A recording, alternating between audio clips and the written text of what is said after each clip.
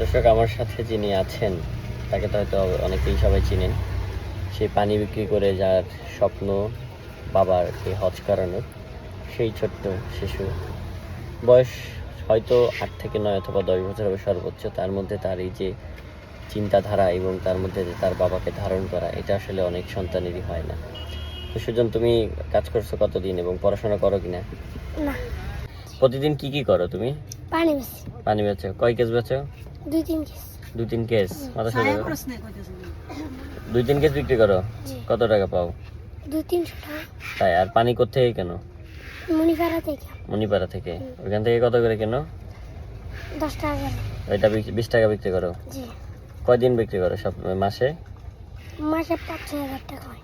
তো তোমার টাকা দিয়ে কি সংসার চলে নাকি তোমার আব্বু আম্মু কিছু করে? আমার টাকা দিয়ে সংসার চলে। তোমার আব্বু আম্মু?